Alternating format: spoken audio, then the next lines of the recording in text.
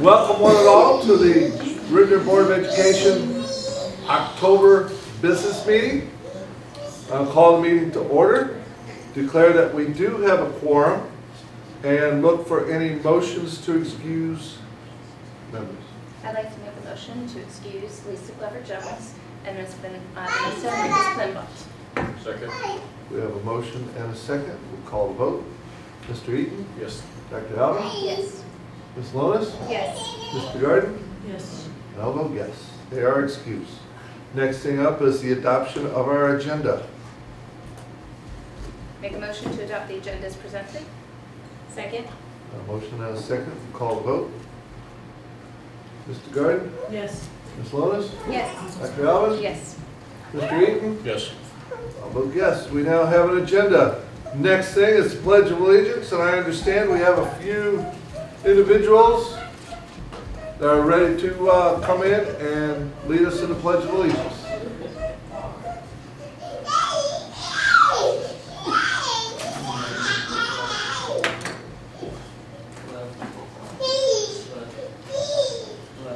Right. Left. Left. Mark time. March. Left. Left. Color guard. Pull. Center. Face. Present. Colors.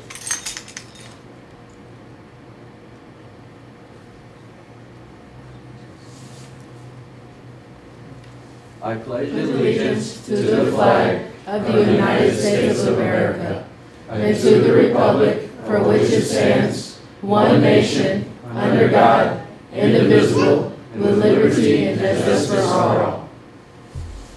Order. Color. Left. Face. Forward. March.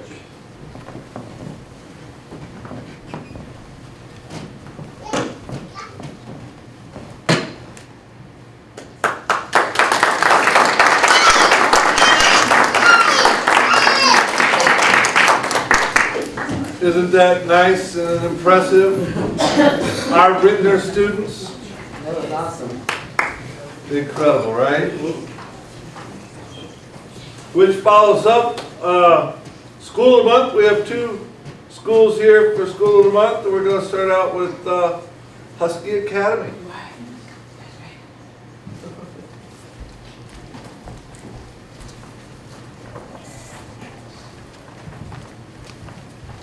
Hello, good evening, everybody.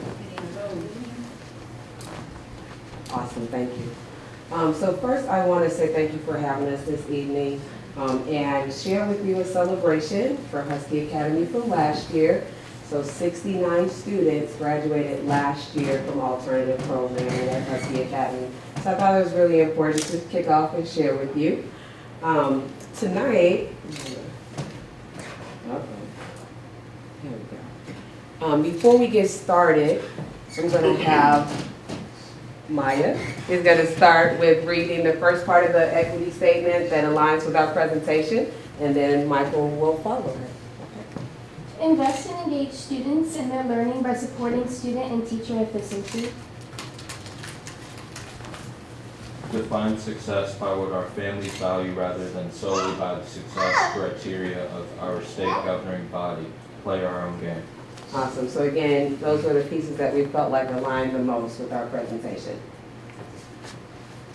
This is our agenda.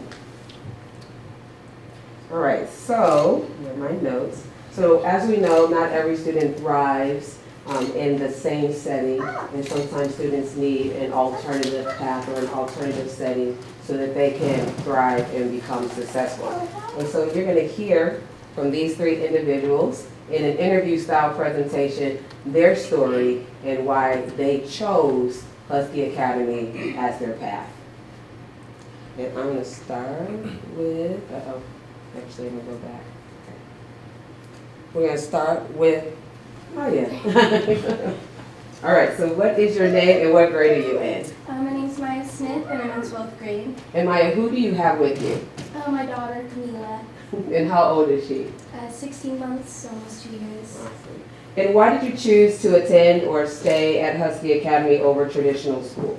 Husky Academy was the best option for me after having my daughter because of the only being 3 hours long and it being a smaller environment, so I'm able to communicate with my teachers a lot better. And what has been the biggest way Husky Academy has helped you grow, either as a student or as a person? Husky has really helped me become more confident in myself. There was a lot of times where I felt like dropping out or just quitting, and little things like having us write our goals down every week and having a certain amount of time we have to get work done really motivate me to keep going. And what do you see for yourself in the future, and how has Husky Academy helped you move toward that? I finally see college for myself, which is something I kind of stopped seeing after having Mila. And you guys really keep me motivated to keep trying, putting my most potential out there. And do you know what you want to study in college? Cosmetology. Awesome. Thank you, Maya. Thank you.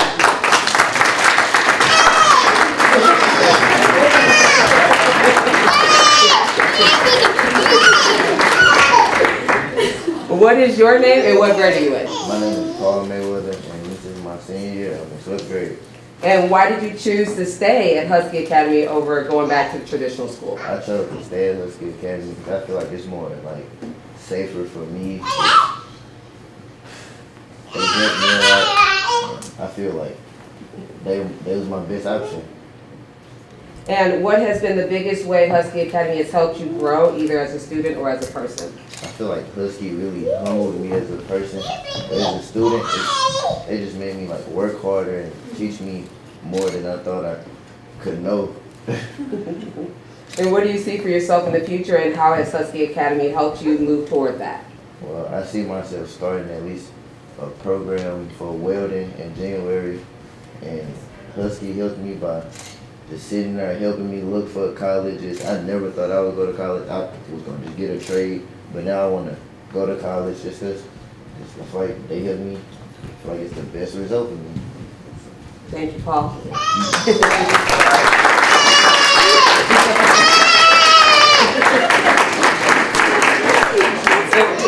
Yeah. What's your name and what grade are you in? My name is Michael and I'm a junior.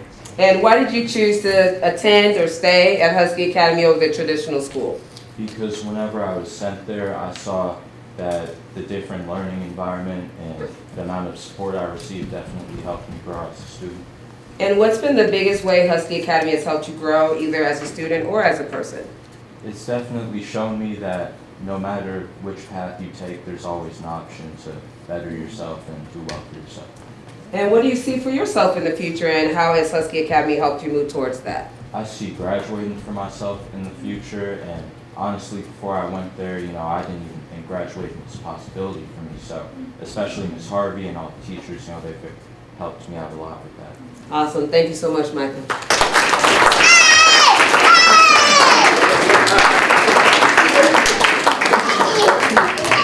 So I just want to say thank you to you guys just for reminding us that even though the path may look different, the potential is still the same.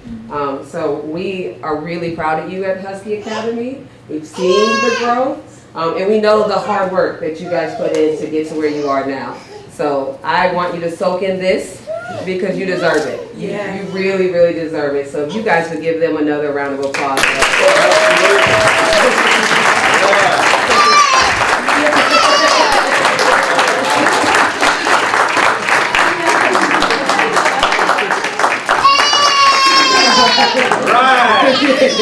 It's a party.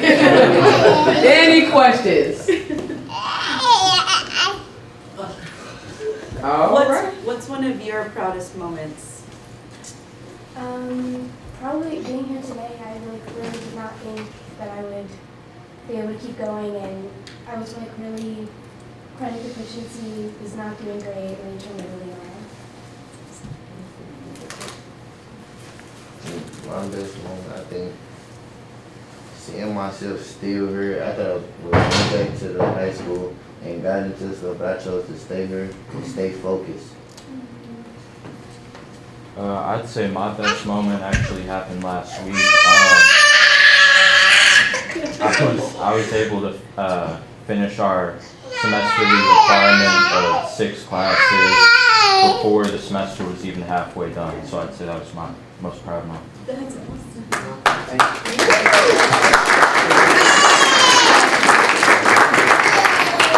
Any other questions? We are proud of you. We're happy that you're doing well. Your future is bright. Don't let anyone tell you that you can't do it. Because you're proving to yourself that you can. Okay? I want you to take that with you and always believe that you can do whatever you set your mind to.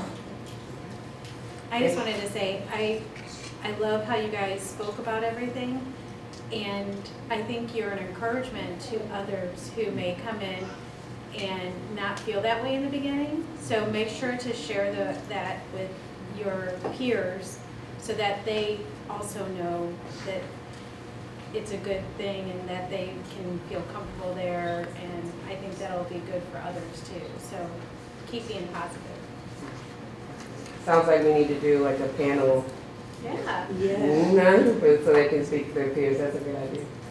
Like you do in middle school. Like you do when you go into the middle school. That's right. Thank you all so much for coming. Thank you, tonight. guys. Thank you. Thank you.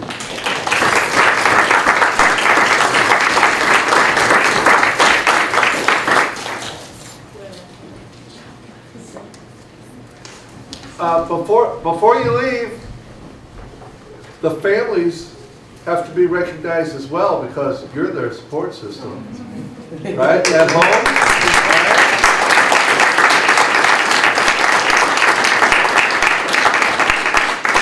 I also want to give a big shout out to Miss Harvey. She's amazing. I would not have made it with him through these 2 years without her.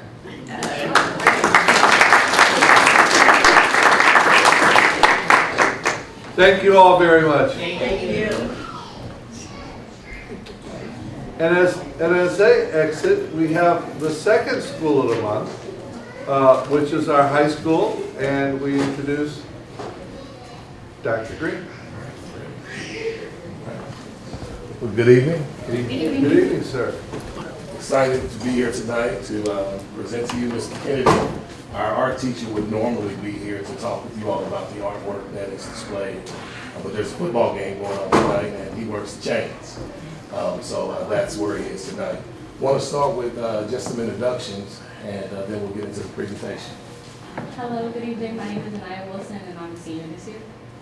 Hi, my name is Dr. Austin Ferguson. I am the assistant principal over the senior class this year. Hi, good evening. My name is Giovanna Minix and I am a senior this year. Right. And I would be remiss if I did not introduce Christopher Wilson. Where is he? Right here. That's him right there.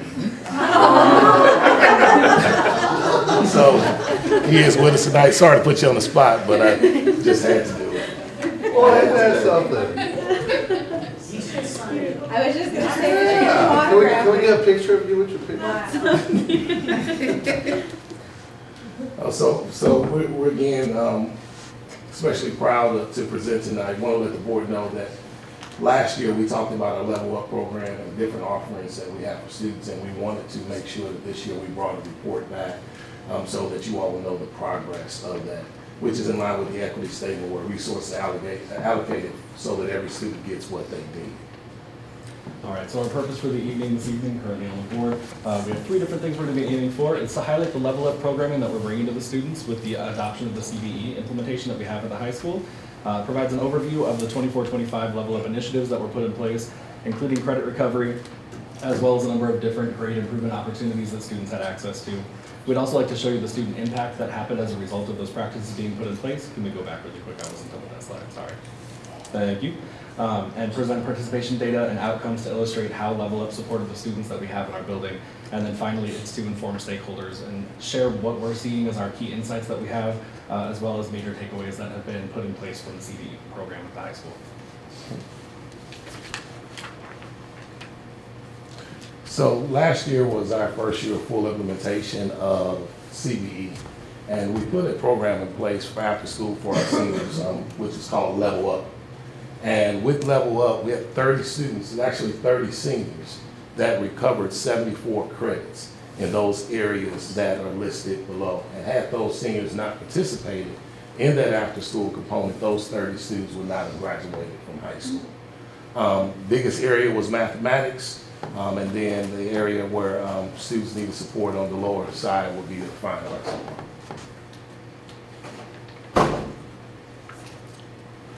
This slide here, I want to talk about some first semester level up grade changes, looking from first semester to second semester. So this chart has a lot going on, but basically there are 269 students on here that were impacted in a positive way. So their first grade was lower in the first semester than the second semester grade. So an example would be, we had 56 students that had a B, they leveled up. We talked to the board about students that could level up where they had a B, C, D, or F. So 56 students improved their grade from a B to an A. What I'm most proud about is the 6 students, plus the 32 to 59 and the 17 who improved their grades from an F to an A, B, or C. Turn it over to this young lady here, and she'll talk to you all about her experience with level up and grade changes. Hello.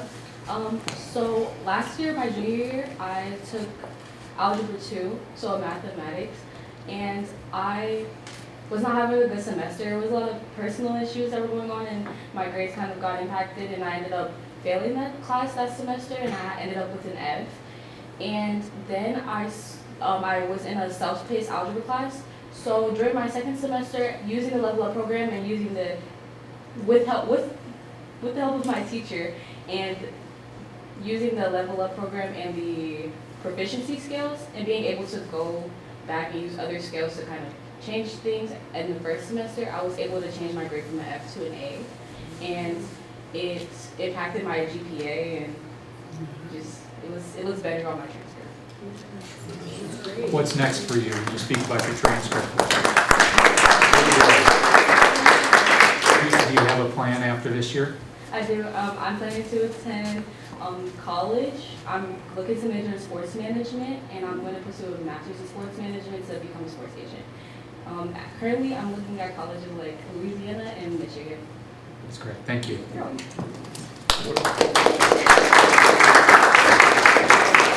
And what she didn't say, she's one of our early college students as well. And she attended the Infinite Scholars event last month where they were accepted and awarded scholarships on the spot. Congratulations. Nice, very nice. All right, so the previous slide that we just looked at, Ms. Wilson was talking about, the 296 students that were on there were students who were able to improve their grade from first semester going into second semester without having to do a bunch of after-school tutoring. They didn't have to retake a class. It was just that they were in a full year-long class. The learning targets that they were aiming for in first semester, maybe they hadn't gotten to. So as they went through second semester and they hit new targets, their teachers were able to work with them and identify the fact that they had actually mastered that previous content. You wouldn't be able to do the upper level stuff in second semester of Algebra 2 if you had not mastered the first semester content. So the teachers worked with them, reviewed all their work, and kind of ran it back through all the different grade rubrics that they had from first semester. What we're looking at here is going through and talking about what happened with the summer school program and then subsequent semester placement. So for students who maybe didn't take a full year-long class or they needed remediation over 2 semesters worth of content instead of just 1, we broke the entire thing down into a 3-tier system. If you are a student who was tier 1, you are going to be one of the students like we just talked about who was able to recover that credit during second semester. If you were placed into tier 2, it means that you did not hit 75% of your learning targets for that particular class. So the students who fell between 60 and 74% were placed into tier 2. Those individuals were able to recover the subsequent semester, so they worked the following semester to continue their learning in that content. If you were placed in tier 3, you were placed in a level up class. Students who were in level up class had scored a passing grade on 20 to 59% of their learning targets in that class. And then finally, tier 4 were students who had to retake the entire class. They had scored less than 20% of their credit as being at or above a mastery level, and so they were required to retake the entire course. So by going through and breaking down what the individual students needed, we were able to provide them the support that was necessary for them to be successful with their content, versus the traditional model, which would have just had any student who didn't pass retake the entire class again the following semester or the following school year.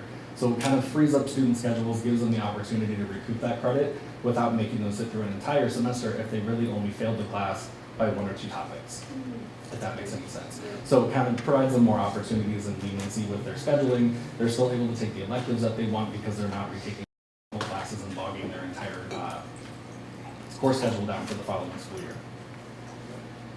This graph here goes through and talks about our summer school data. We had 462 students who were part of our summer school program. Going through and looking at the credits that were recouped during that time, 119 of those credits were recouped through the Level Up program. 333 of them were done strictly through Edgenuity, and 334 were students who were taking classes over the summer for initial credit. About a quarter participated in Level Up for targeted recovery.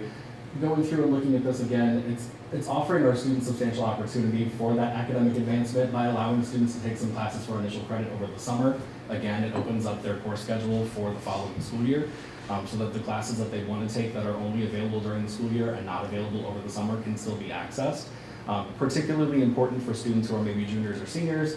They're looking at work-based learning, they're looking at early college, a number of different things that would take them off campus. We don't want those opportunities to stand in the way of students who are still interested in taking the programs that we offer in-house. So by affording them these opportunities, it kind of works along with their schedules as well to support their academic needs as well as their academic interests. We also have information regarding, I have Ritenour resource gain the grade. Let's see. No, this is the level up from Okay. the what we currently have going on. I believe there's some other information that we want to talk about after this. So for this school year, we've done a number of things. One of the things that we did this school year, because of the work that Triple T is sitting back here, the work that she did with the team of teachers last year, where the 30 students were able to earn those 74 credits, we deemed it appropriate to put Level Up on student schedules for this year, during the school year. So thus far, we've had 11 students to improve their 24, 25 grades, moving from an F to a C. Talked about the fact that 30 of those students graduated. The class of 25 had over 450 graduates as a result of this. So with the Level Up classes that we have this year, that instruction is provided by teachers from our 4 core subjects. It's ELA, math, science, as well as social studies. We do have additional information regarding Ritenour resource and gain the grade. We had, for the 24-25 school year during semester 1, 2,391 scales were supported by the SSD department that we have at the high school, and making sure that our students who have IEPs are hitting their marks and earning the credit that they need to be earning as well. During semester 2, the number of scales that were supported was 3,593. That's 49 different students who have IEPs that were supported by SSD during the summer school program, and then 42.5 credits were actually recouped by students who are SSD supported students that we have at the high school as well, which is pretty tremendous work if you look at the number of students that we have across the entire program who are getting the help that they need, earning the credits that they need to make sure that they graduate with their cohort, and are feeling supported not only by the programs that we have in place, but the staff that are willing to man those programs and work with them one-on-one if needed, or in small group instruction during the class time. Again, this school year, talking about the SSD impact, we currently have 41 students with IEPs that are being supported by SSD through the online lab program at the high school. So far already, 15.5 credits have been obtained already for students receiving SSD support in our online lab program. 29 different students are taking Level Up classes and are supported through Ritenour Resource. 41 students are anticipated to be supported through the Ritenour Rebound program, and 80 students are anticipated to be supported through the Ritenour Resource program before the end of this semester. And board members, we talked about last year our schedule changing, where we have what we call the Win Wednesday. So we have Staff Sergeant Minix here, and she wants to talk to you all about her experience with Win Wednesday thus far. Good evening. I want to say that Win Wednesday is a big help, especially to me, although I wish it was done freshman year, but but I would definitely say it is a big help. It helps us like in classes. So say for instance we're missing things, they do small groups for like students where they put whatever we're missing, they'll put us at a certain table. The teacher will come around and come talk to us, make sure that we're doing everything that we need to do. They'll come help us, and it helps us stay on track. And I feel like it's better for us because it makes, well, personally for me, it makes me feel like I'm gonna succeed more, and it gives me an option to really feel like I'm trying in school. Ms. Minix, can you talk about your plan after this year? My plan is to go into the National Guard, and then also go to college.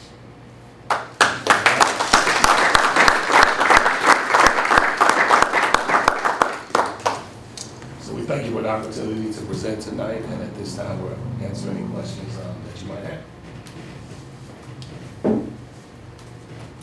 What are you most looking forward to this year? I'll start. I would say that I'm most looking forward to graduating and being able to, well, fair, for many reasons, but also to be able to reflect on all of my accomplishments and have something to show for it. I definitely agree with Anaya. I am most looking forward to graduating. Came a long way, so this is definitely something that I'm looking forward to. And you're a staff sergeant now? Yes, sir. Awesome. How will that work as far as translating into the military? Well, you have to be in the program for 3 years, and I only been in the program for 2, so I would start off at the beginning again, but it's nothing to get back up to here. So. Okay, very nice. Super proud of you. Thank you all for your time tonight. Thank you. Appreciate it. Thank you.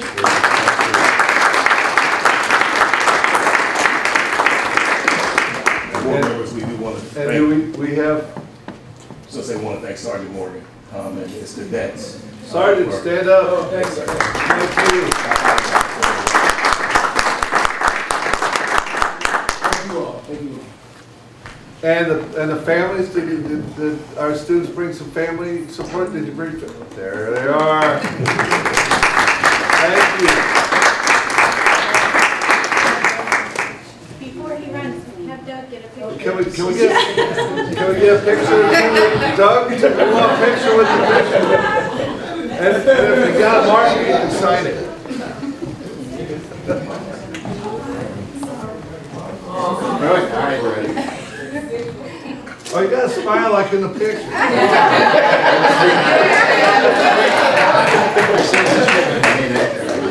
Thank you, man. Appreciate it. Great job. All right.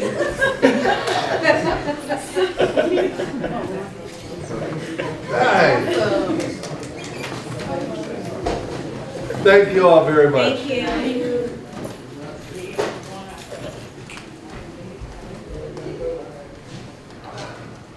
Well, that was a good way to start a meeting, wasn't it? All right. Well, the next thing on our agenda is that it's my pleasure to report that the Board of Education met in closed session on October 2nd, 2025 for a discussion of personnel agenda items. And at this time, the next item is public comments.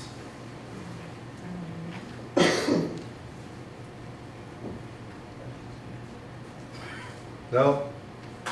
Okay. Well, if anyone ever wants to make any kind of public comments, there's a form to fill out, easy to do, and turn it into our board secretary, and you can bring up whatever topic needs to be brought, and we'll be happy to listen.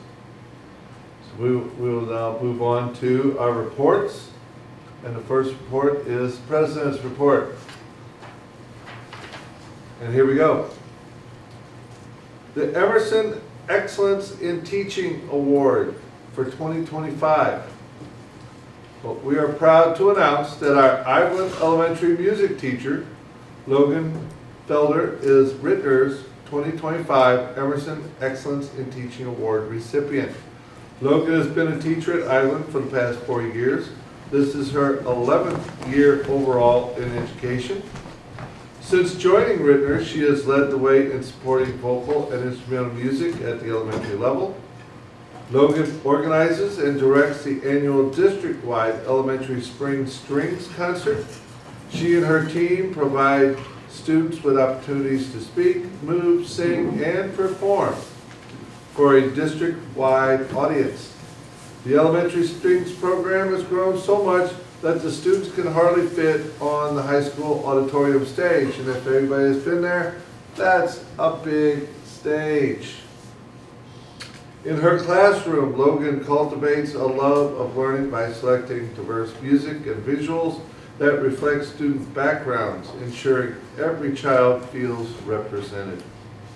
The Emerson Excellence in Teaching Award Program recognizes K-12 and college educators in the St. Louis metropolitan area who are examples of excellence in their field. Later this fall, Logan will receive a crystal apple from Emerson, so look for that on our website. I'm sure there'll be pictures. We congratulate Logan on this well-deserved recognition and thank her for the remarkable impact she has on our students and our schools. Next thing up is candidate filing information for the Board of Education.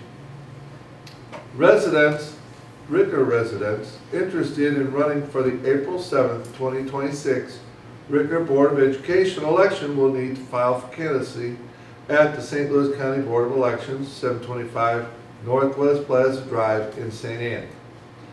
The filing period for the April 7th election opens Tuesday, December 9th and closes at 5 p.m. on Tuesday, December 30th.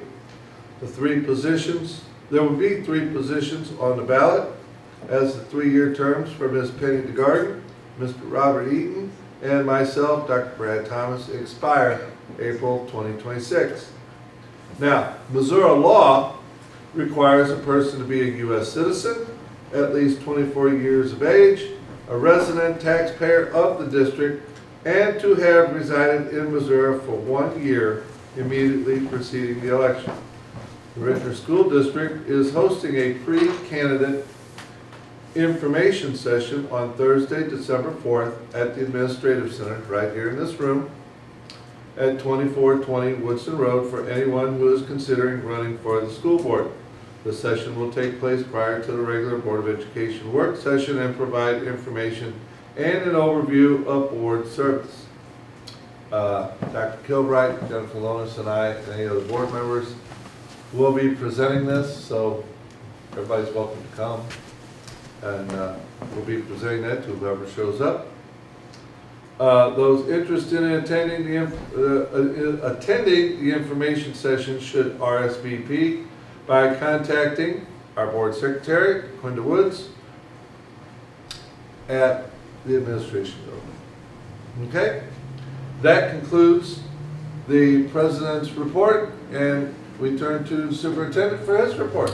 Thank you, Dr. Thomas. Board members, we're a part of the WashU Translational Fellow Program. This places postdoctoral researchers at no cost to the district, places them in our district to work on projects that we tee up for them that benefit students and staff.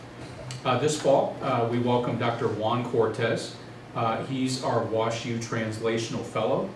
He comes to us from Johns Hopkins University, where he has a PhD in education, works closely with Julie Hahn on the students at the Hahn Center for International Students, working around early warning indicators for students that might not be on track for graduation. That's what his doctoral work was done.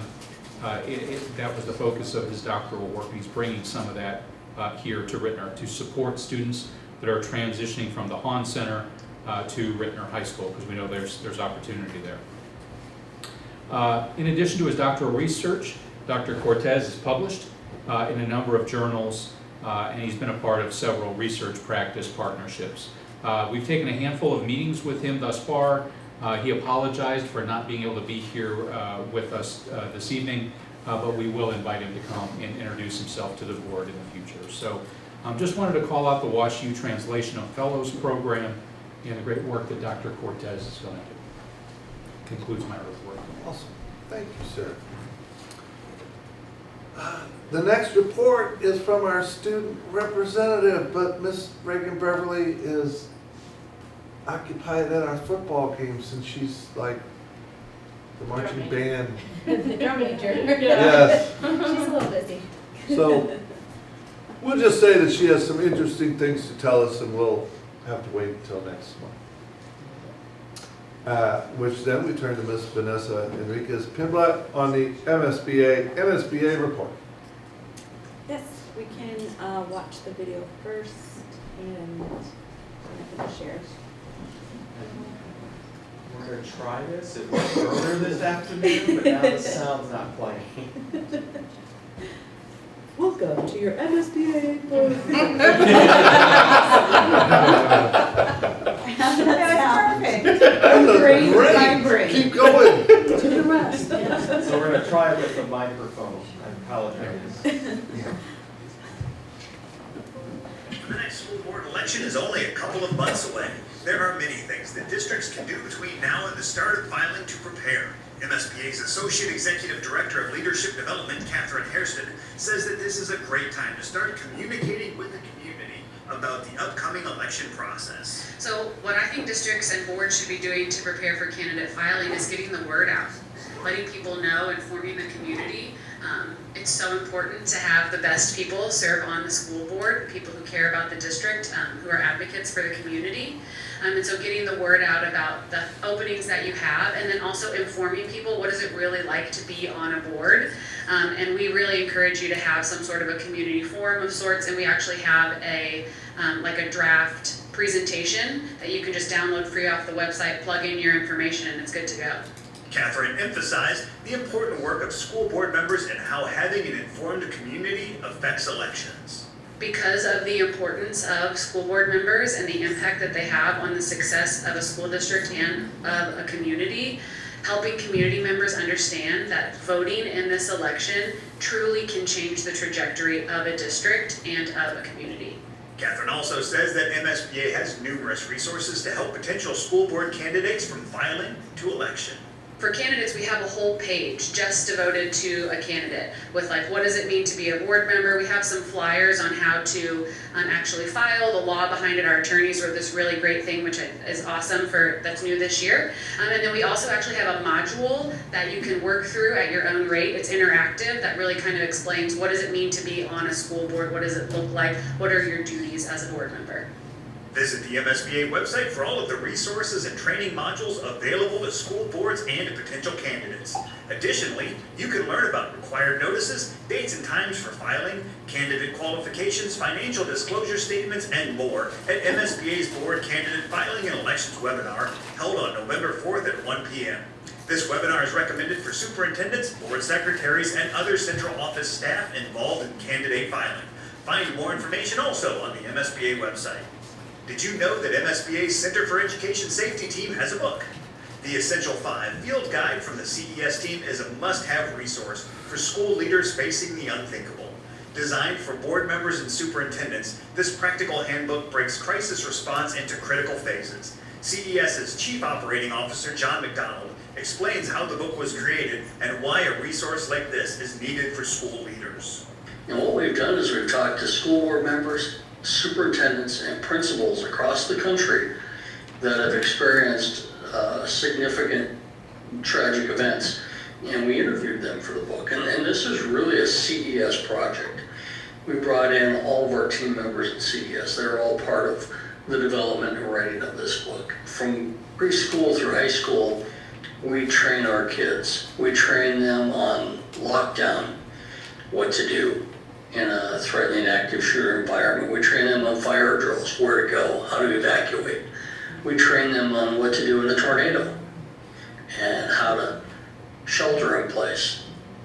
But what we're not doing is we're not training our leaders on how to manage those crisis events. So we train our kids, we spend time with our teachers, we train our principals, and then it stops.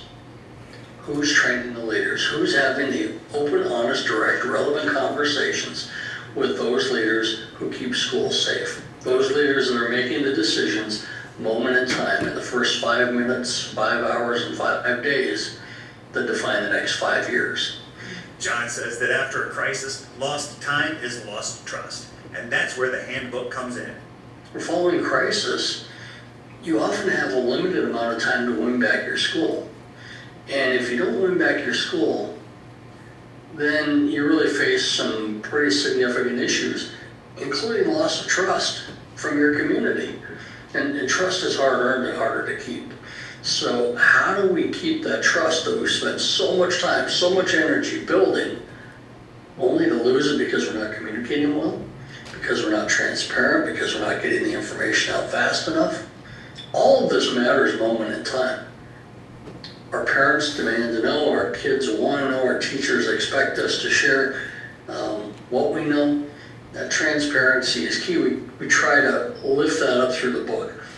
The Essential 5 is available in paperback and on Kindle. Visit the MSBA website for more information. And last but certainly not least, thank you to all who hosted and attended MSBA's fall regional meetings. Meetings were held in all of the state's 17 regions as attendees gathered to network, learn, and share with fellow public school leaders to ensure all students succeed. That's it for this month. Thanks for allowing us to have some time at your board meeting, and we'll see you in November for the next MSBA board report.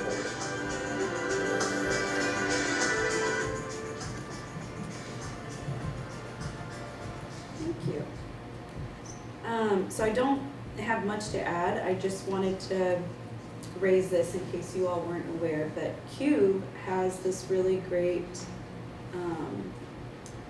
alert that they've been doing. Have you been? Okay. I've been getting it, yeah. Okay, great. That is doing a play-by-play basically of the government shutdown and its impact, obviously, because I have no idea. I wasn't totally aware of how this is going to impact in education, public education. So this has been really helpful just to follow the day by day and looking at the resolutions that aren't passing, looking at specifically the legislators and how they're voting and things like that. So again, with what we shared, I think this was something I didn't share about the CUBE conference, was that the best part was networking and getting in contact with other states. And so even just knowing this kind of thing and what they're doing in their states to push their legislators is really helpful just to know. And so anyway, that's all I wanted to lift up. No, I really like the collaboration on there, and it's like daily. It's like I don't even look at the news, I look at that. Yeah. It literally pops up and tells you who and what states. It's really kind of very thorough and it's really helpful. Yeah, I agree. Couple of weeks, we're in Kansas City. Yeah. Yeah. Oh yeah, I forgot. We're in October. Yeah, that's right. November, what is it? October 24th. Oh my Lord. Yep. You're not going, are you? No. And we are presenting. Creating a CBE culture. Board members, we had about 30 people here today, presented to a group from Charleston, Illinois, Gateway Science Academy, as well as a team from School District of Washington. Dr. Stewart and the CNI team, a number of our teachers and principals did a great job today. So we'll be presenting the journey towards becoming a CBE district in Kansas City. We have a date and time for that. Is that Saturday, 11? Saturday at 11:05. 11:05. So if anybody wants to be there, we'll have Lisa Glover Jones and our Vice President Jennifer Lonis as part of the team presenting. And it'll be a very collaborative team from our CNI group and from our two board members. Awesome. Thank you so much.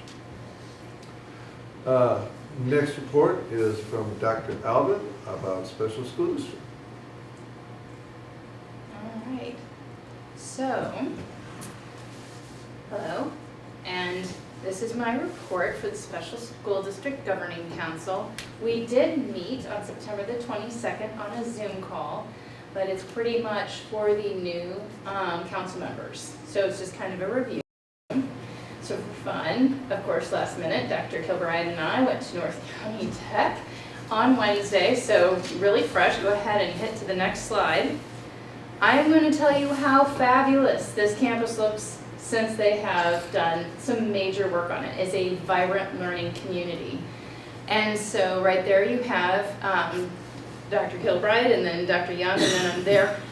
This is their outdoor lounge area that they've completely newly renovated. Dr. Young kind of helped conceptualize. It actually is, what do you call it? It's not grass, it's turf. It's turf, and so it always had problems with water getting in the area, so it's very well drained now. And then if you look over in the right-hand corner, they have all these screens all over campus, and it's basically really, it highlights students, it celebrates students. It also is a main communication tool, so students kind of know what's going on, because there are 25 occupational opportunities. So that's very hard to kind of keep track of everything. Go ahead and go to the next slide. So I touched on a couple of new ones that I didn't go to the last time, and that was 6 years ago that I had gone. I got to see the Early Childhood Education Center, where they actually do have children that come in within the community. And then they also have cosmetology, and you can see the different hair samples, and they were doing something fun on the side there so that they had to express their creativity. I thought that was really kind of cool. Next slide. And then we dug right into construction, because they are really leaning into the trades, which is kind of cool. I'm going to stop right here for this moment to let you know that we do have 88 of our students there at North County Tech. Pretty cool, right? And the young man right here on the lower left, his name is King Jones. He is one of our kiddos. And what's so cool is they all have their construction hats on. They're all very motivated. The project that's actually happening over here on the right, the young lady who's mixing the cement, they actually added a little dye to it, so they gave it more of a red pigment. But not only is she working on it, but she designed. She's doing a patio, it's on the inside for a grade project. And what was also kind of cool is when we were walking out, I looked over at the poster board and I saw Geraldine Flores' picture there.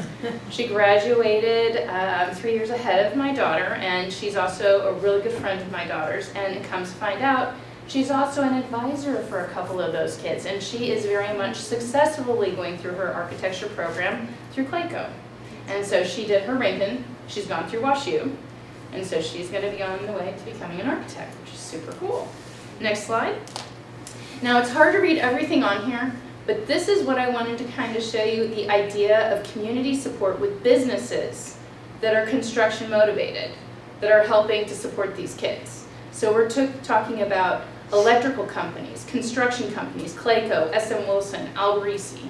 They really have had a tremendous amount of growth, and they're communicating and support from community businesses, which I thought was super amazing. Next slide. And of course, close to my heart, I had to go to the dental clinic. They have a dental assistant program, and this is Minati. Minati works with me in the afternoons. She is training to be a dental assistant, but she also wants to go on and become an orthodontist later on in life. So this is a really good opportunity, because I'm telling you, even with the hygiene programs, they have like a 2-year waiting list now.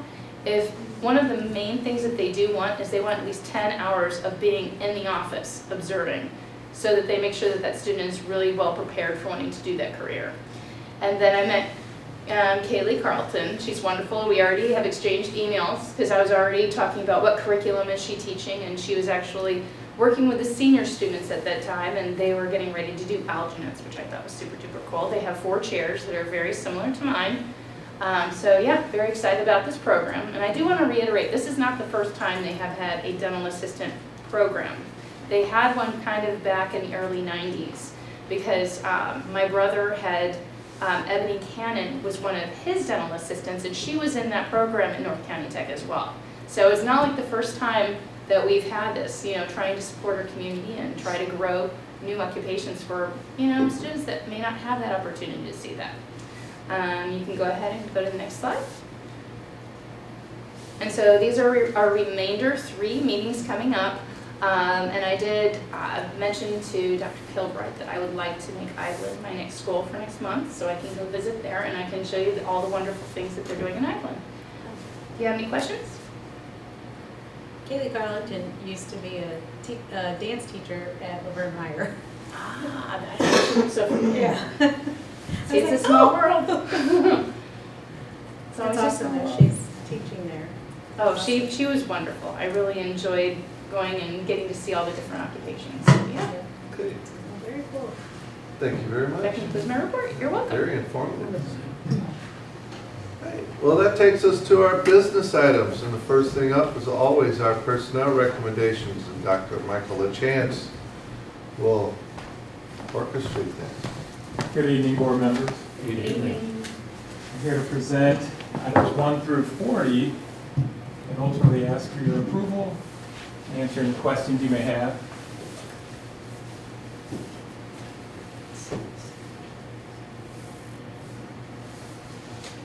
Can I just say I'm always so proud when I see the channel changes based upon education, when teachers get that master's and they move up, you know what I mean? I think that that should be celebrated because I think that's pretty amazing.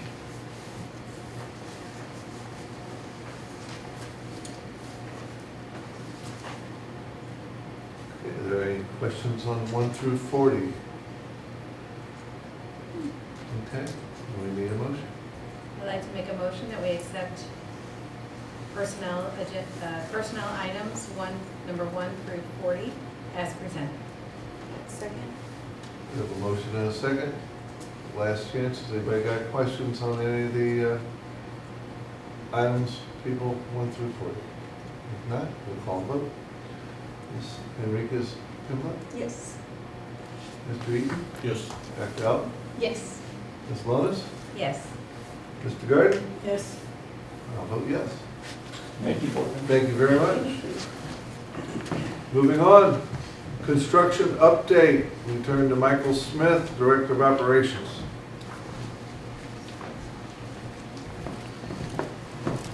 Good evening. Good evening.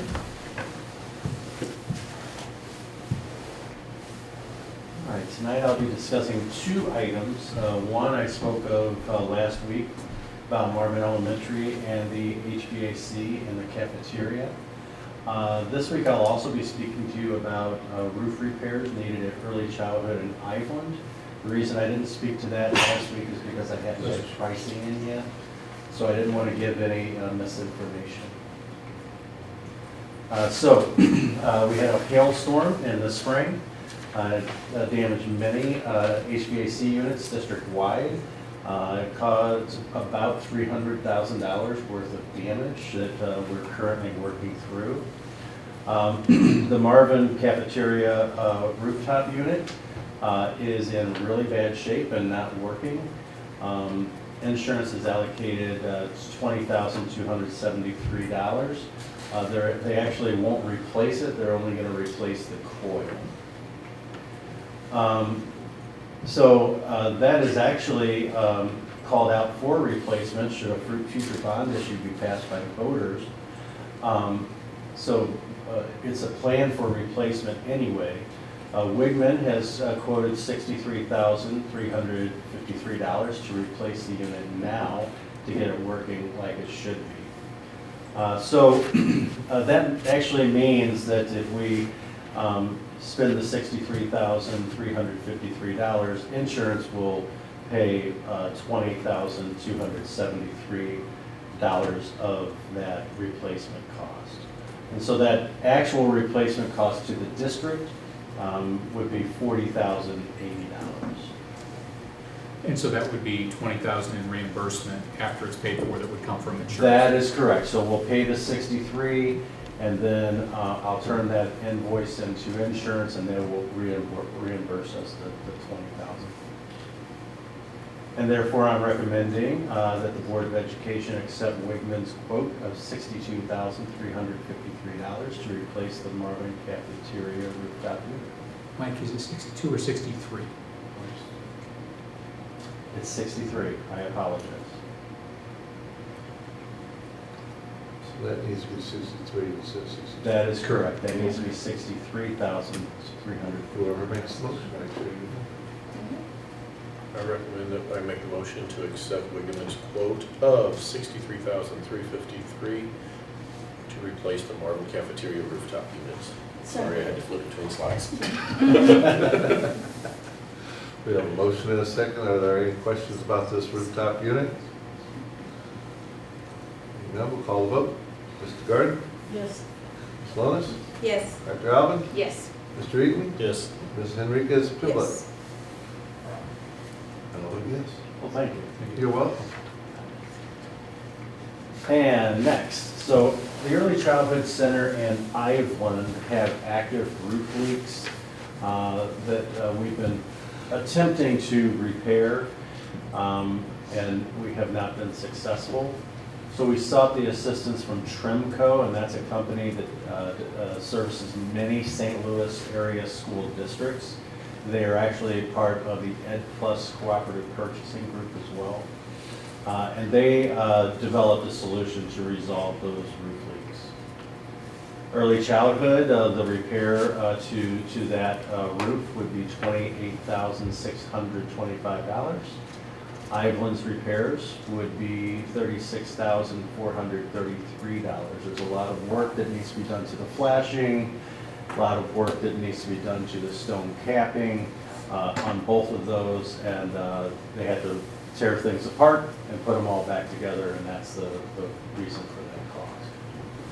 Therefore, I'm recommending that, because both of those together, recommending the Board of Education accept the quote from Trimco of $65,058 to make roof repairs at the Early Childhood Center and at Iveland.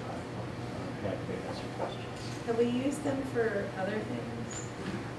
No, we have not used them. However, so the tuck pointing company that they are bringing in for the tuck pointing piece of it, they completed most of the tuck pointing that we did on the last bond issue. Okay. So a lot of that work will be done by a stat that we have worked with in the past. Trimco we haven't worked with, but they have a great reputation St. Louis wide because of their relationship with Ed Plus, and so many districts that do work with them.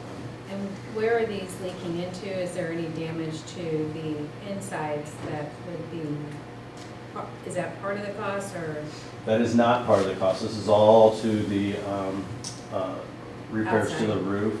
However, at Early Childhood Center, the leak is directly above Dr. Singleton's office. So every time it rains outside, it also rains inside at her office. Okay. Yeah, and then at Iveland, it is in the on the top floor in the north hallway, above a window, and so that's so again, every time it rains, there's a large lake inside the hallway. So is there any damage internally that we also need to? Nothing that is apparent. Okay, so every time it rains, if there's a ceiling tile, that ceiling tile falls, causes a big mess. Anytime that there has been a water intrusion, we've been very good at getting it cleaned up right away, so there's no mold issues. Okay, that's what I wanted to make sure. Is can we make sure that there's no mold growing anywhere because of this? I just want to make sure that, Dr. Singleton doesn't end up sick, 6 months down the road because there's mold in her office. I agree. I like Jennifer very much. I wouldn't want that to Yeah. happen. And the kids at Iveland too. Right. I mean, I know it's in the hallway and stuff like that, but I just want to make sure if there's something that needs to be done internally, that we're aware of that too. Yeah. So. There was a water intrusion in that area that we thought we had actually fixed, and actually fixed it for a little while, but then water went in a different area. But during that piece, we actually pulled everything out of Jennifer's office, cleaned everything really well, dried everything really well. Okay. So there's no concern of mold right now. Anything could happen, but right now there's no concern of mold in either one of those schools. Well, thank goodness it hasn't been raining in St. Louis. Right. There's Right, rain Art like can a use month, it, so so. Yeah. we're pretty good there, right? Okay. Right. Thank you, that answers all my questions. If we could have a motion. Well, I'll make a recommendation to accept the quote from Trimco for $65,058 to make roof repairs at the School for Early Childhood and Iveland Elementary. Second. We have a motion and a second. Are there any other questions on our roof repairs? Hearing none, call vote. Ms. Henriquez Pimblett. Yes. Mr. Eaton. Yes. Dr. Allen. Yes. Ms. Lonis. Yes. Mr. Garden. Yes. I'll vote yes. Thank you all. Thank you. Now, let's see if we can get that on there before it rains again. Yeah, right. If it ever rains again. It's supposed to rain next week, so. Oh, there you go. This one. Yeah. So I'm gonna say, so they say. The next thing is St. Louis Community College dual enrollment agreement, and we invite Dr. Green to join us. Good evening again, board members. Pleased to provide a report on our dual enrollment agreement, as well as dual credit agreement with St. Louis Community College. Again, equity statement, resource allocated, every student gets what they need. Want to spend a little time talking about the impact from last school year. So during our 24-25 school year, we had 86 students that enrolled at the community college, 60 different courses, over 300 credits were earned. Course grades were earned, 321 course grades. Some highlights, if you remember from the graduation, 8 students earned associate degrees, 4 students earned between 30 and 59 credits, 32 students earned between 12 and 29 credits, and 42 students earned between 1 and 11 credits. Total district cost was $177,129.60 when looking at summer programming from 2024 to spring programming of 2025. In addition to that, when we look at some of the preliminary data that we have right now for our students, we have 116 students enrolled at the community college, and that they're enrolled in right at about 1,100 credits, which is good. 29 of those students are pursuing full-time, 87 are part-time, 44 are juniors, 72 are seniors. We have our cost breakdown where 18 students are tuition only, with 98 students being tuition and books, and that's because of some of the scholarship dollars through Emerson that are awarded to our students. So our business impact, we do have the STEM Academy grant. The credit cost remains the same at $72.50. So for a student that's enrolled in 3 credits, you're looking at $217.50. 6 units or 6 credits, $435. We do pay for the lab fees as well as textbooks, and we have our RHS council coordination as well as support. In addition to that, we have partnership with the St. Louis Community College, where there's a part-time person that spends time in our building working specifically with students that are at the community college. Dual credit offerings are as follows. 24 students in introduction to biology, 23 in oral communication, 49 in college composition 1, 18 in college composition 2, 56 in intermediate algebra, and 34 students are enrolled in pre-calculus. Dual credit, our students, they pay $25 per credit hour, and some of our students, most of our students who qualify, all of our students qualify for the free lunch. But they are able to utilize the St. Louis Community College Jump Start, where they can get up to 6 credit hours of dual credit coursework per semester for no tuition fee or cost to them or their families. At this time, I will answer any questions that you might have, but I will say this is exciting for us to have this number of students enrolled. We are projecting we had 8, we're looking at about 10 students that may walk across the stage with an associate's degree from this graduation class. So that's any questions that you all might have. That's awesome. So board members, because the costs have not changed, Dr. Green is not making a recommendation for your approval. Instead, just wanted to give you an update of where we are with our partnership, dual credit and dual enrollment. And if I can take as an aside, as father of a son who just started his freshman year in college, and when I saw the per credit hour cost at $72.50, I was just doing some quick math under the table. We're paying $1,410 per credit hour where he's going. So our Ritenour High School students are getting it for $72.50 an hour, which is a real leg up and just a great opportunity for kids to get ahead.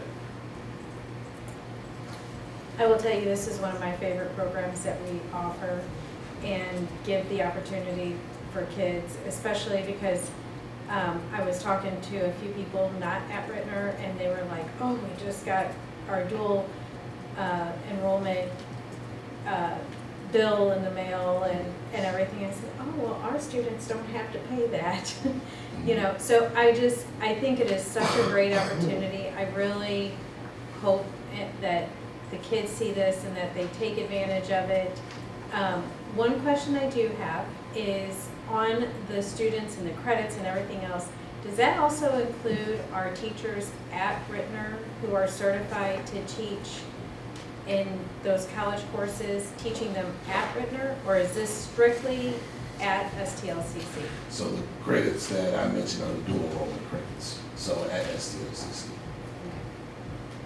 So I can get that credit breakdown, and some of that is dependent upon students paying for it. Yeah. So for dual credit, students have to pay for it, and if they don't get the credit.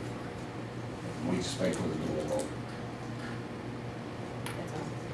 So that is just a big leg up for them. I know when I went to community college, the professors, the teachers, the instructors there really cared. You know, they would work with you, they would help you out. And I know they're in good hands. Absolutely. So, Thank you very much. Thank you, Dr. Bailey. thank you.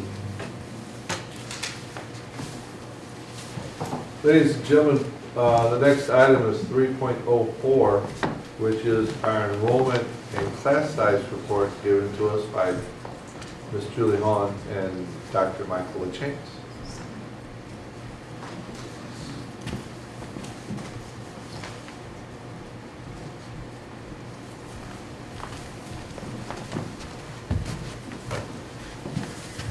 Good evening.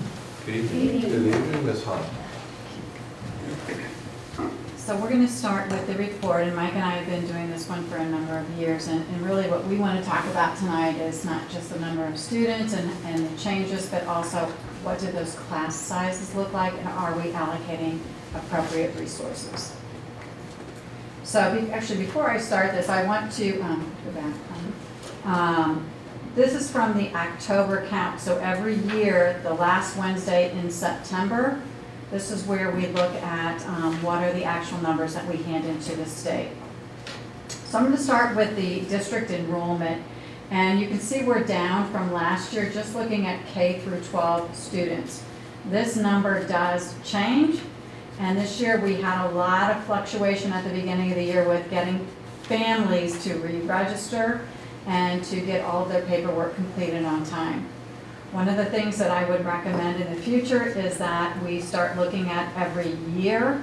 I know it's a challenge for families, but that they put in the paperwork showing that documentation, and we do not give out Chromebooks prior to everybody completing the registration, so we can get a very clear number of who's supposed to be in school and when. So if you look at the SECE added into this, our actual number is about 6,688 students that are in the Ritenour School District. Sometimes this number will drop too, because we do tend to have a lot of chronic absenteeism, which our chronic absenteeism rate right now is about 25% of our students, which is a lot. So that tells me that there are students a lot, and absenteeism continues to be a district overall challenge. Looking at the enrollment, which I know is really important also for Mike's report, our 11th, 10th, 6th, and 3rd grades are our high grades. This is showing you that those grades have over the 500 mark with students. And every year we typically look at that kindergarten. What are we looking at with kindergarten enrollment? Because if you recall, we had a real drop around the pandemic time. And so this dropped a little bit from last year. We were at 490 last year. We're at 475 now. So we still need to figure out why we're not getting that large number of kindergarten students in. But we're still down from 1920. So from 2019 and 20, we're down from that point. So we want to dig into more with that kindergarten piece. I don't know if families are keeping their children at home longer. but we're not seeing the numbers that we used to see for kindergarten. Looking at our ethnicity, this is one, over the years, I just kind of like this chart too, because it really does show you the changes since 1991 down back to this year. And we haven't had a lot of changes from last year. The white subgroup is down about 1%, and our Hispanic is up about 1%. The others remain pretty consistent. So seeing some of the same that we had seen last year, so that's remained consistent. This one is very interesting because if you recall, we did the redistricting, and I highlighted Marvin in green because if you look at their numbers, 607 students in an elementary school. That is a lot of students, and if you look at Iveland at 415, it's a huge difference.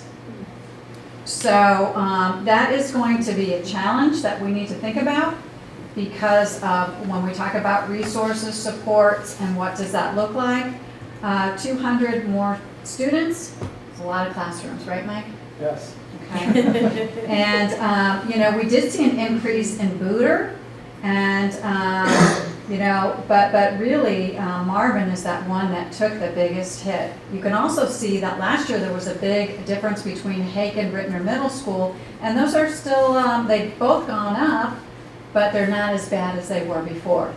High school, when I looked at that today, that one was at 1903. So that's our building enrollment. Couple of programs that we want to look at too. Homeschool, as of today, is now up to 17, so we're at the same as we were last year. Students choosing to homeschool.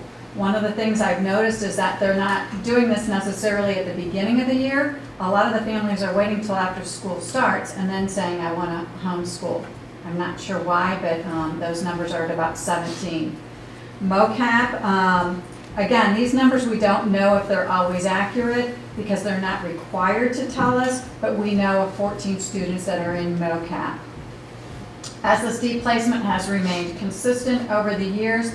These are the students that go to special placements through special school district. PEGS is the gifted program for students who are very exceptional with intelligence, and they go to the PEGS program. And right now we have 4 students in the Juvenile Detention Center. Those are still considered Ritenour students because we also provide materials and any kind of information to them and keep in contact with Juvenile Detention Center. And then looking at some of the other services, our ELL has not changed too much. However, the number of newcomers has significantly dropped. So that is the students brand new to the country coming in. We've seen a drop in the families and the immigrant families, but ELs makes up about 22% of our school district population.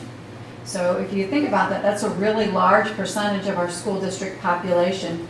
And Marion has about 32% of the students receiving EL services. That's a lot. And Booter has 28% of the students. So just even thinking about where those two areas are, our two buildings are located, we're seeing a large number of EL families in those areas. The other ones have high numbers, but we're seeing the lowest percentage at Ritenour High School and Hake Middle School, and they're at about 15% of the population getting EL services. Special education, we have about 19% of our students getting special education services. And we've also seen an increase in the numbers of students in transition. One of the areas we've seen are our students who are our undocumented youth, meaning right now they may not have a caregiver or some guardian that is there for them. It is higher than it's ever been. Some of this could be due, and I know it is due, to some families that have been deported and the children are here and staying here. And we also have a large number of students right now who don't have any place to go to. We just had a situation today where we're trying to find housing for a student. We've also seen an increase in the students who are in foster care. I know last year I reported I was very frustrated with children's division and we were not getting good numbers, not getting accuracy. We're seeing some improvement, and it kind of shows that now we have a pretty clear number of who those students are. Okay. When we talk about the impact of enrollment and class sizes, I wanted to just remind the board of the Missouri School Improvement Plan class size guidelines.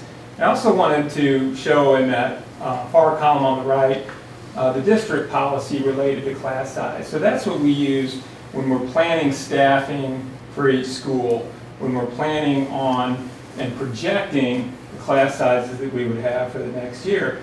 And as Julie spoke about earlier, some of the redistricting caused some larger bubbles of students in some schools more than others, more than we expected, and we've made some adjustments to account for that. But there are more classes at Marvin compared to Ireland, and the class sizes aren't that much different, but there is a difference between the two. And the other thing that we do is, as a practice, if a class or a grade level of classes meets that minimum standard, another way to think of it is the maximum class size, then we develop a plan and we address that as soon as possible. Sometimes that's just through schedule changes or scheduling adjustments at the secondary level, and sometimes that's adding additional supports at the elementary level. So our elementary class sizes, this year I shared with you the number of elementary sections at each grade level, or at each elementary school, and how many of those sections meets the standard. It also meets the recommended standard, which is a lower class size. And I've also shared with you the average class size for each school building. And so you can see the difference there really between, as we said, Island, our smallest school, and Marvin, our largest school. It's about a 4-student difference class size if you look across the whole building. I also shared with you the range at the elementary level is, and at the time that I pulled this data, and again, like Julie said, enrollment changes, but so does class size changes. So at the final week in September, the range was 13 to 26 at the elementary level. It's currently about 14 is our lowest class size, 26 at the elementary level. And the mode, or the most represented, were class sizes of 18 and 19. There are about 52 classes. From the total of 149 classes, we're at either 18 or 19 students in a class. And the average for all elementary was 19 students per class. When we look at our middle schools, I've kind of created a chart that would help you see the difference between both of our middle schools in the core content area. And so you can see those class sizes range for ELA, comparing Ritenour Middle School and Hake Middle School, 24 and 23 for average class sizes. And then math, 25 and 23. Science, an average class size of 23 at Hake and 22 at Ritenour Middle School. Social studies, 19 and 18. And so you may see, oh, those class sizes are smaller in social studies. That's a function of our scheduling, where our gifted education is addressing social studies content. So they're pulling the gifted students for social studies. That impacts the class sizes of the other social studies sections in the building. Encore classes at both middle schools, you can see that average class size is 19. So in total across both middle schools, average class sizes are 21. We do have, just as Julie mentioned, we have a large number of 6th graders this year. So we do have at Hake Middle School, we've been in conversation and just monitoring classes in 6th grade because they tend to be a little bit higher, particularly at Hake Middle School. And Alex and I have visited classrooms, and in most cases talked about places where we need to be strategic about furniture placement based on the number of students in classes. None of them are surpassing the maximum class size now. So the middle school range, we have classes at the middle school level with 7 students in the class, ranging up to 43. And as on the previous slide, our performing arts classes and our PE classes can be above 33. So the 43 is that popular band class at Ritenour Middle School that's drawing in so many students. And then the mode at the middle school is 17, and there's 32 sections at the middle school that have 17 students in class. When we look at the high school, our ELA classes, the average class size is 23. For math, the average class size is 20. Science, 25. Social studies, 24. And there are a lot of factors that impact those class sizes at the high school. It's just the scheduling of students, but also, as you can imagine, students that don't level up, don't go to summer school, need to repeat classes, can drive up class sizes in any given content. So I would imagine as we get better and keep improving in our level up, that should have a positive impact on our class sizes. For our electives at the high school, the average class size is 25. You'll see that 21 of those sections exceed the standard. Those are in performing arts and in PE at the high school. And that largest class size of 50 at the high school is band. And it makes sense if our middle school program in band is growing, all those students are wanting to participate in band at the high school. And the lowest class size currently is a level up class of 1 student. And as they identify more students that need that course, that class size will increase. I will say there's one art class, I just want to point out, there's one art class at the high school that is above 33, and that's really the art teacher. The class size ended up being 35, and Mr. Kennedy, every student who wanted the class, he wanted them to stay in the class. And so that's a unified art class. There are 5 paraprofessionals, primarily working with students with special education needs, and he wanted to make sure they all got the class that they chose. So that class is above 33, and he's got additional supports. Some of their artwork is out in the hall as well. And so overall, across the high school, average class size is 24 at the high school. The range is 1 to 50, and the mode is 33. And 82 classes out of 594 are at that max level of 33. So in summary, we can always say we continue to be a diverse school district. You saw the numbers for that. Elementary buildings are not even, but middle has pretty much evened out a little bit. And we are seeing an increase in unhoused families and unaccompanied youth. And 38% of all of our classes meet the state standard. 59% of all of our classes meet that state recommended standard, which is the lower class size. We will continue to monitor class sizes throughout the school year. Currently, continuing to keep an eye on kindergarten at Weiland. Tend to be larger right now, and keeping an eye on those class sizes and visiting those classes with the principal and talking with teachers, as well as 4th grade at Marvin and 6th grade at Hake Middle School. So those are the 3 areas we're currently monitoring that have larger class sizes. We're open to any questions you guys may have.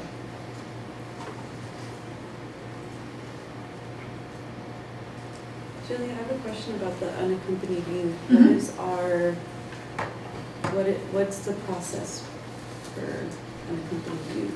So the terminology is not good. So, unaccompanied youth just means someone who does not have a parent who can come in and register them, or who has physical or legal custody of them. So it could be, Mike could be living at my house. He's my nephew, but mom is either incarcerated or somewhere else. So he's staying with me, so I can register him if I reside in the Ritenour district.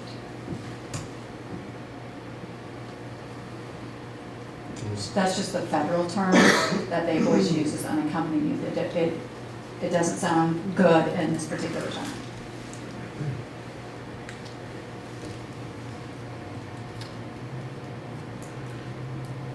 Is there no more questions? Thank you for a Thank very you. good report. Thank you. It was very informative.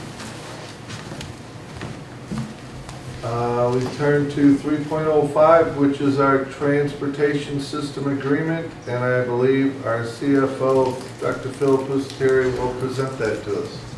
Good evening. Good evening, sir. School bus routing software. It's very important. It ensures safety, efficiency, cost savings for our students getting to school or home. It also uses GPS tracking and communication tools so that there's clear communication from the bus depot to all the drivers. Our current system, EduLog, is being phased out at the end of this year, so it's time to look for our next step forward.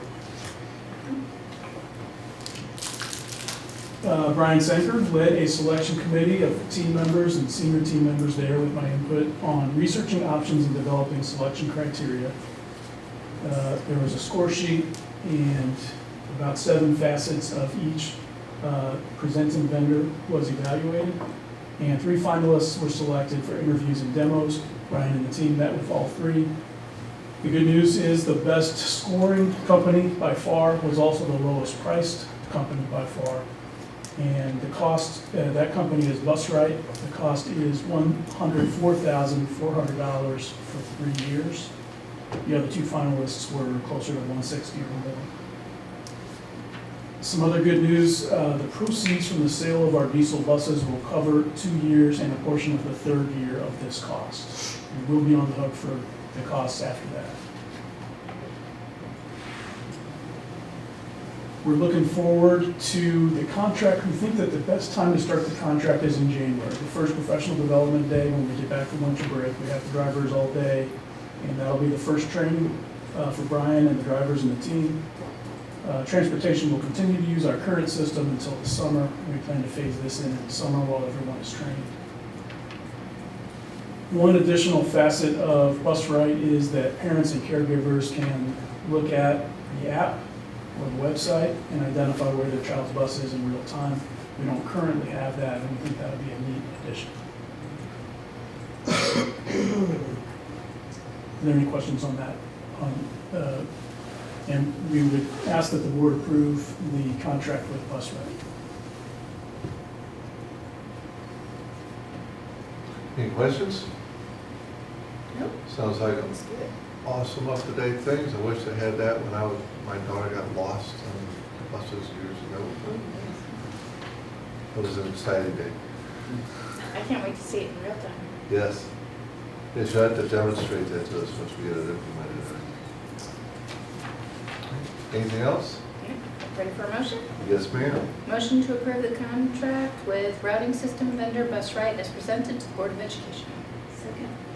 A motion and a second. Are there any other thoughts or questions? Call the vote. Ms. Slonis? Yes. Dr. Alvin? Yes. Mr. Eaton? Yes. Ms. Enriquez Pimblett? Yes. Mr. Garden? Yes. And I vote yes. Thank you very much, Phil. Look forward to seeing this in action. Thank you. And why you're here. While I'm here, we have an opportunity to prepay $1.9 million of our debt service, and that'll save us about $380,000 in interest. These are the Series 2017 refunding bonds that you approved the refunding at that time. And there's about $6.5 million left in that payment, but by paying down about a third, $1.9 million, those are scheduled to be paid in 2031, but by paying them earlier, we don't have to eat that interest for the next 5 years. We'll have $1.9 million less in our debt service account after this prepayment at the end of this calendar year. The funds will be put into an escrow account and the payment will occur in March. Attached to this document, or attached in diligent, was the actual language of the resolution to be passed. Are there any questions on the prepayment? And Phil, moving ahead with this will not impact our underlying bond rating for future bond issues, is that correct? No.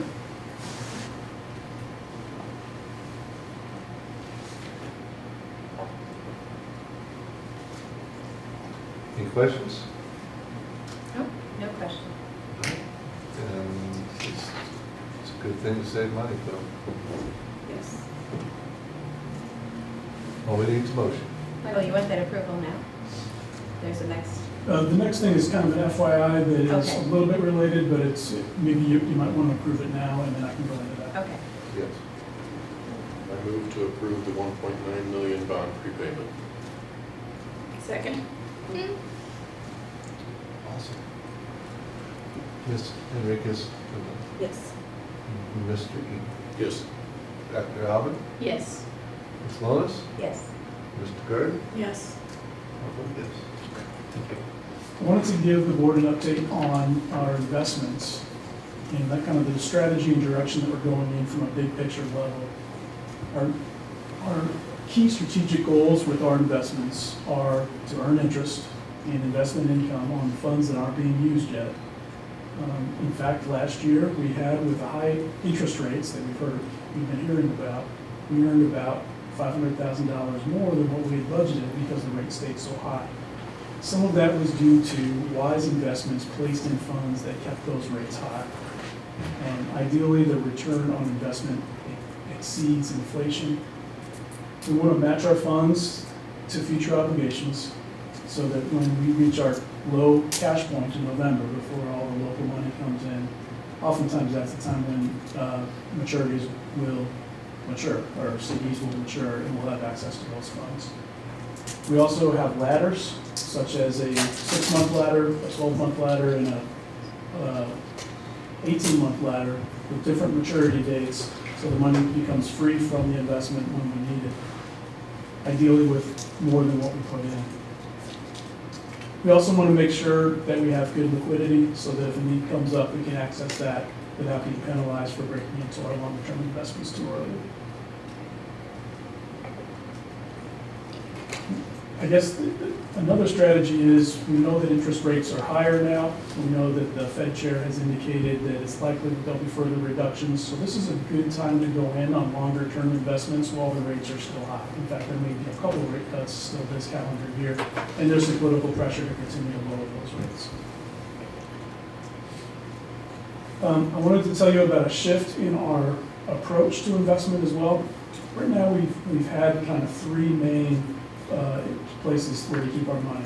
One is our bank, where we use most of pay our bills, St. John's Bank. We keep a minimal amount there, a few million typically at a time. MOSIP and MOCAT, and they stand for the Missouri Securities Investment Program and the Missouri Capital Asset Advantage Treasury, have kind of each held some of our funds for the last number of years.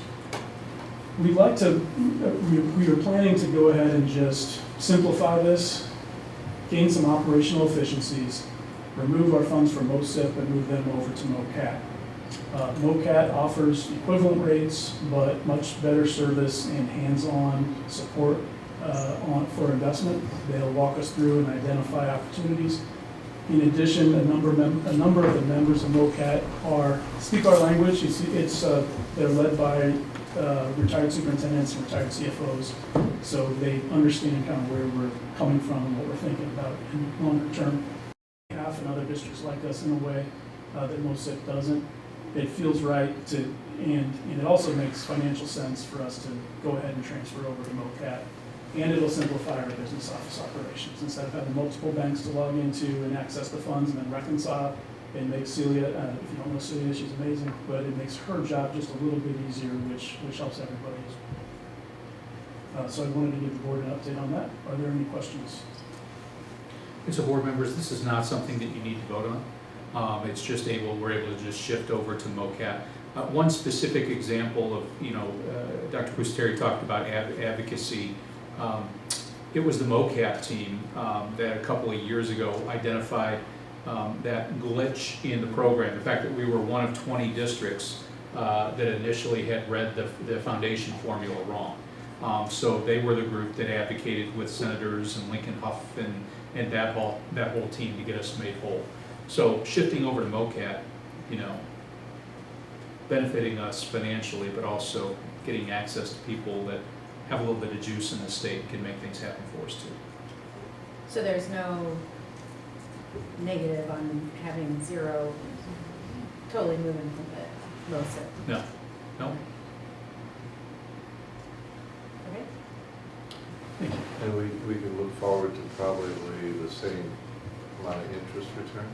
Yes, their interest rates are very close. Some days one's a little higher, some days another's a little higher. When I last checked, MOCAT's was higher, so we hope that trend continues. Very good. Thank you. Thank you.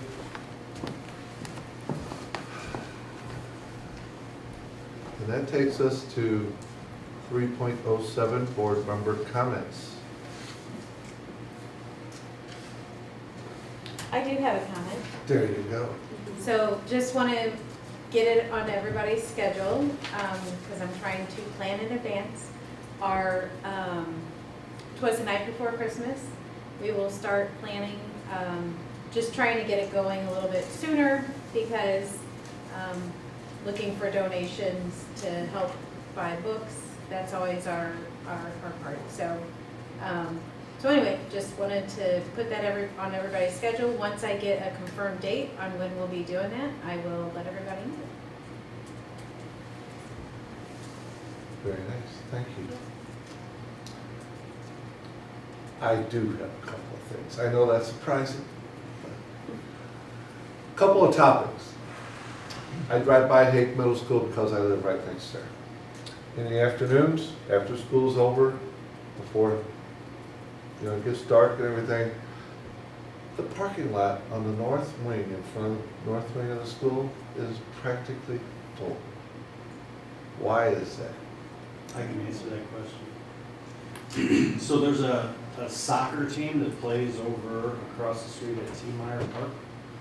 And whoever's in charge of that gave their soccer team permission to park on our lot, which in most cases really wouldn't be that big of a deal, except now we have our adult ed over there. And so it makes parking for adult ed and for the students and the staff, they don't have parking. Now, if they parked on the south side, if the soccer team parked on that side of the school, it wouldn't impact adult ed at all. So I reached out to St. Anne today to request that they pass that soccer team. So They're a great group of youth. I stopped and talked to them the other day because I like watching them. They drive through the park, I'd stop and watch them, and Farrah and I did. She likes soccer too. She pops the ball up. But anyway, stop and talk to them. They're a great group of guys. And I believe our adult ed program is growing as well, so that fills that parking lot up and more. And they're done around 8 o'clock at night. If you drive by there, there's 2 complete classrooms full of future graduates of our program. And I think that is awesome. It used to be filled with the International Welcome Center adults at night. And now they're at another location and the parking lot's full again. And the lights are great there. And it's just wonderful to see our place is being used for both recreation with the students across the street, because they're all young ones, early 20s, late teens, all playing soccer there. So it's great to see that. Second thing,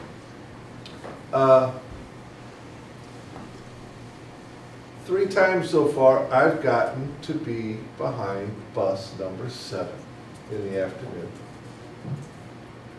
And I'm telling you, I'm sure I know the bus driver, but I don't know who drives bus 7. This is a great thing. If you watch the bus as it stops, the signs come out.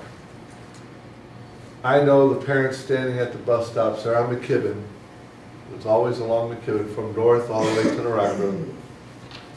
I know the parents talk to the bus driver, the kids come off, they're very happy. But the other day I was there and we were down around, I want to say Susan, so we're kind of down. And coming the other way was a black SUV. And it stopped, like right there, parallel with the bus. A frantic mother jumps out of the SUV, the driver's side door is still open. And she runs over to the bus. The bus is unloading some kids. And a lot of places won't let you just take your child off the bus. We don't do that. There's about 4 cars behind me waiting. The mother got her daughter off the bus. You could see the relief in her. She was now happy instead of like frantic. She got in her car, stop signs go in, and she went about her business. That only happens when you have a relationship with the bus driver. It only happens when the bus driver knows the parents and the kids and such like that, so that something like that can happen. They're not just going to let any child leave the bus because I need it. I thought that was so cool. I thought that was a positive for us. I don't know what that mother had going. I don't know if she was late for something. I don't know if something happened. I don't know anything about this story. But watching that interaction, and though she stepped onto the bus a little bit, and like right on the bottom, she talked to the bus driver. Her and her child came around and got in their car and left. I don't know if that happens anywhere else. I don't know if it can happen anywhere else, but in our community, our bus drivers make a difference.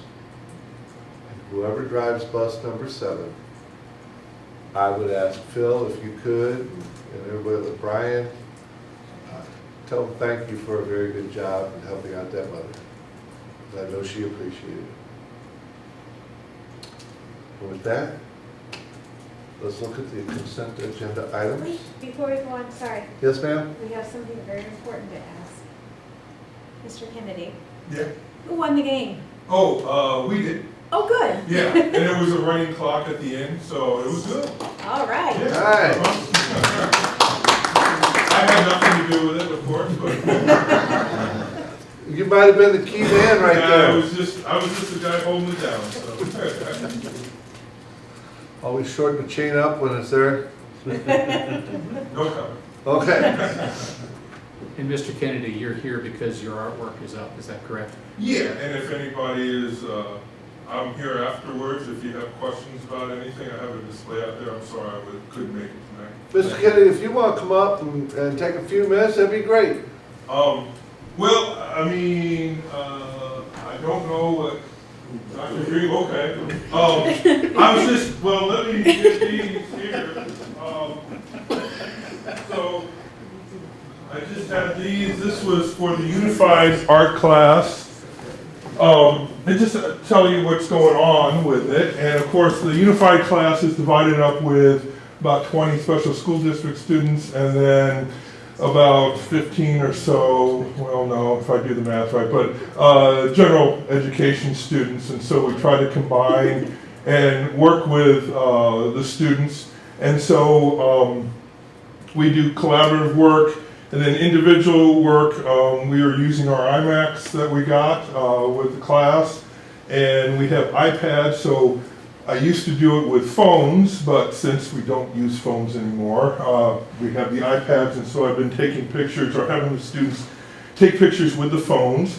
And then I have a student teacher, and she did a really good lesson with them with the figure and creating different gestures with the figure. So that's just a few things that we're doing with the Unified class. And then, I think I may know that kid. You're right. The big picture. well, no, there's a box. There's a box right there. I think I may know that body. So. And then on the high school side, I just put, we have the new easels with Miss Quintero, and she's, using those. We have the cameras that I'm using in classes, the iMacs with the Adobe system that we're using, Adobe Illustrator and Photoshop, and kind of getting integrated that into all of my classes. And then the printer, which is a lot of the stuff that you see up on the board with those photographs that are framed. Those are students' work that we've been using. And then the kiln that Ms. Myers has, and she's using that. So there you go. So I appreciate it. Thank you very much. Thank you, Mr. Kennedy. We appreciate the arts. Okay. I will say, and I'm sorry, I'm just gonna have to, but when you talk about the unified program, I mean, I think everybody here knows that Noah is part of that program. And every single night it is a question. Art, art, art.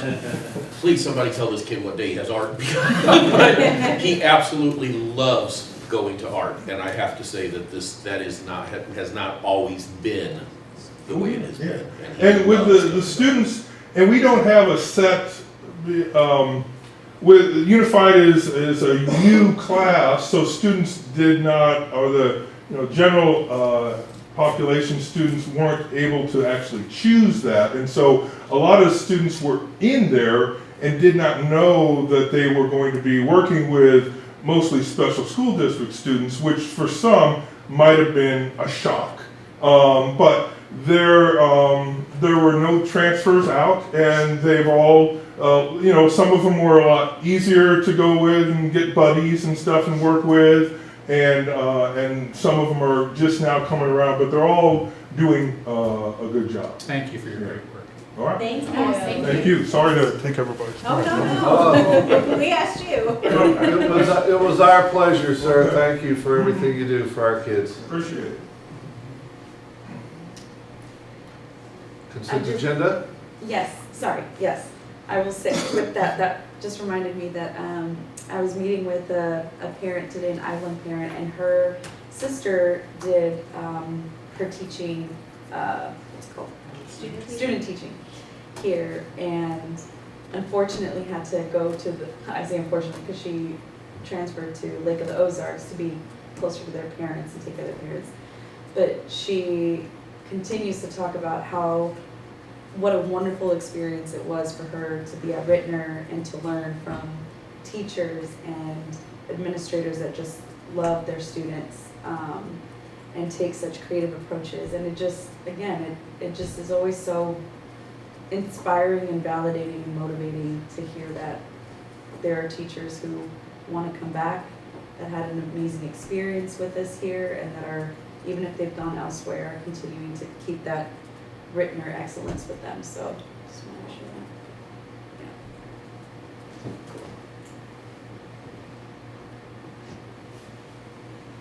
that. Yeah, can we do these consent? Yes. Yes, please. Then I need a motion. I recommend to approve consent agenda items 4.01 through 4.08 as recommended. Second. Motion and a second. Are there anything that we want to discuss on these consent agenda items? Hearing none, call the vote. Mr. Gardner? Yes. Ms. Lonis? Yes. Dr. Allen? Yes. Mr. Eaton? Yes. Ms. Henriquez? Pembroke? Yes. And I vote yes. Consent agenda items 1 through 8 are approved.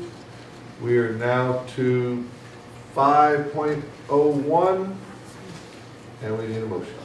I'd like to make a motion to reconvene in closed session per state statute 610-021 for the discussion of agenda items. Second. Call the vote. Ms. Lonis? Yes. Dr. Allen? Yes. Mr. Eaton? Yes. Mr. Gardner? Yes. Ms. Henriquez Pembroke? Yes. I'll vote yes. We're going to take about a 5 to 10 minute break. Come back, we'll be in closed session.